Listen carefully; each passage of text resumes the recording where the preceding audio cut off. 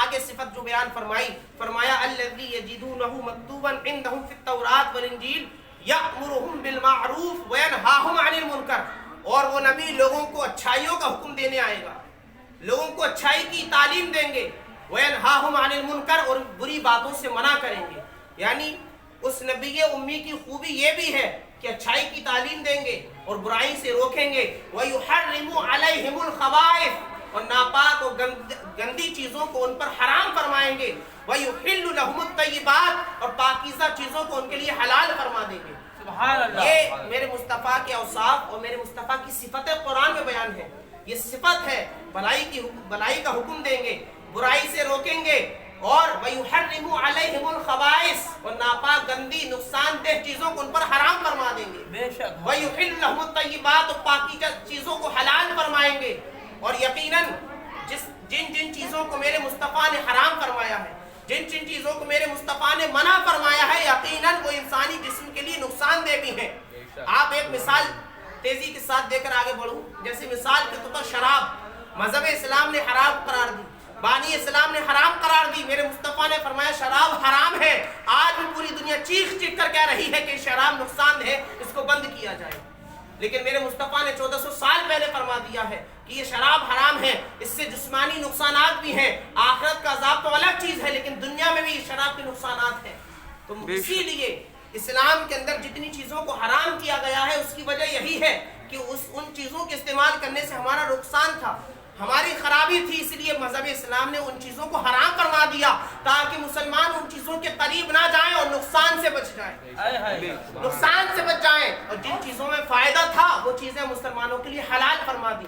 وَيُحِلُّ لَهُمُ الطَّيِّبَاتِ، فرمایا وہ پاکیزہ چیزوں کو حلال فرمائیں گے۔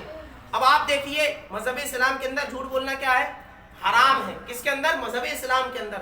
لیکن جھوٹ ایک ایسی چیز ہے، آج ہر انسان کہتا ہے کہ جھوٹ غلط ہے، چاہے وہ مذہب اسلام کا ماننے والا ہو یا غیر مذہب اسلام کا ماننے والا ہو، جھوٹ سے ہر انسان نفرت کر رہا ہے، اس لیے فطری چیز ہے، جھوٹ انسان کو ہر کوئی تسلیم نہیں کر سکتا ہے، وہ صرف مسلمان ہی نہ ہو بلکہ اگر انسان ہے تب بھی جھوٹے کو پسند نہیں کرے گا۔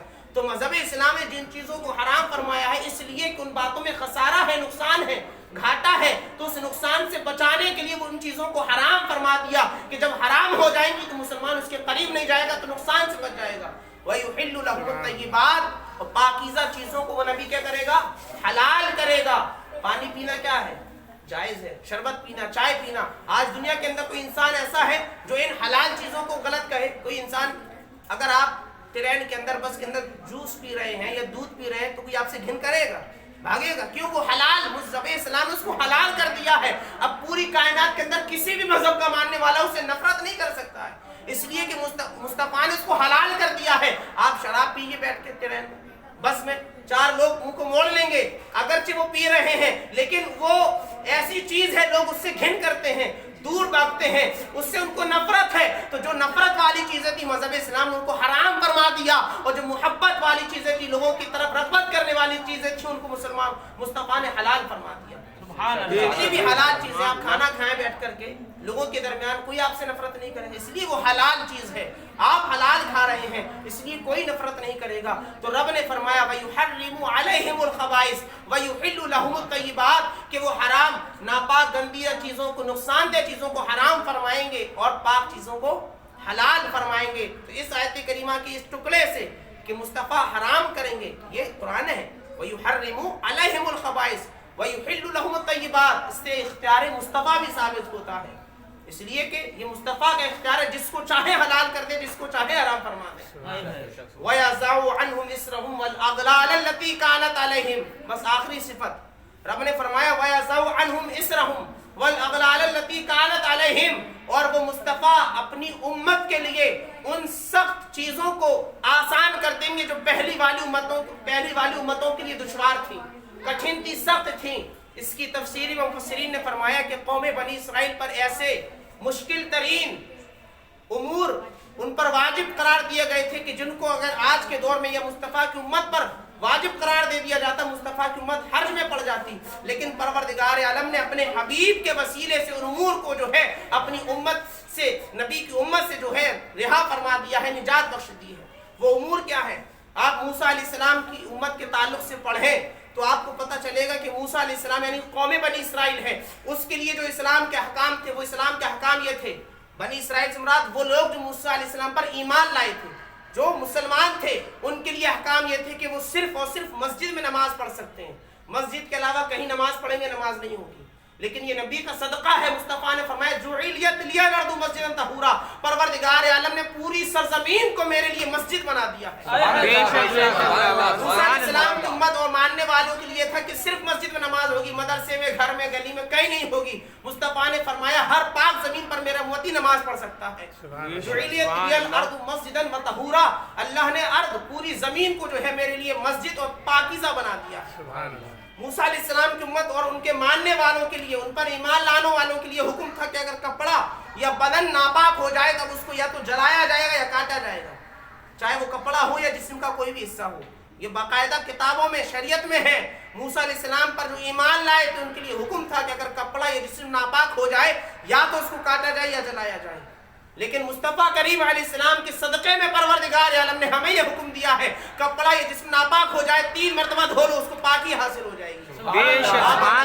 کتنا بڑا احسان ہے ہمارا نبی ہم پر، ہمارے آقا کا، ہمارے نبی کا، کہ جو موسیٰ علیہ السلام کی امت کے لیے احکامات سخت تھے، پروردگار عالم نے اپنے حبیب کے وسیلے سے اپنی یعنی اپنے حبیب کی امت کو ان پر آسان فرما دیا ہے. اور فرمایا موسیٰ علیہ السلام کے لیے حکم یہ تھا کہ مال میں سے، مال کا 1/4 حصہ زکوٰۃ نکالنا ہے. یعنی 100 روپے ہیں تو اس میں سے 25 روپے نکالنا ہے، 1/4 حصہ نکالنا ہے. لیکن مصطفیٰ کریم علیہ الصلوۃ والتسلیم کے وسیلے سے رب نے اس حکم کو بدل دیا. فرمایا حبیب تیری امت کو صرف 2.5% زکوٰۃ دینا، صرف 2.5%. وہاں 1/4 حصہ تھا، یعنی 100 میں سے 25 روپے تھے. کتنے سخت احکامات تھے. فرمایا وَيَضَعُ عَنْهُمْ إِصْرَهُمْ وَالْأَغْلَالَ الَّتِي كَانَتْ عَلَيْهِمْ، اور وہ نبی آ کر اپنی امت پر ان احکامات کو آسان فرما دے گا جو پہلی امتوں کے لیے سخت و دشوار تھے. آپ اندازہ لگائیں، یہ میرے مصطفیٰ کا احسان ہے اپنی امت پر کہ میرے آقا کریم علیہ الصلوۃ والتسلیم کے صدقے میں پروردگار عالم نے ہمیں بے شمار مشکلوں سے نجات و چھٹکارا عطا فرمایا ہے.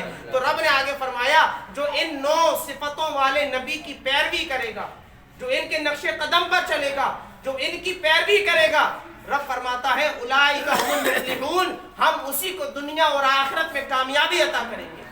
دنیا اور آخرت میں اسی کو فلاح کریں گے جو ان 9 صفت والے نبی کی پیروی اور اتباع کرے گا. ہمیں بھی چاہیے کہ ہم اپنے آقا کی اتباع کریں، نبی کی پیروی کریں، نبی کے مطابق اپنی زندگی کو گزاریں. پروردگار عالم ہمیں بھی دونوں جہان میں کامیابی عطا کرے گا. رب کی بارگاہ میں دعا ہے مولا تعالی ہم سب کے کہنے سننے میں جو غلطیاں ہوئی مولا تعالی معاف فرمائے. استغفر اللہ ربی من کل ذنب واتوب الیہ، واخر دعوانا ان الحمد للہ رب العالمین.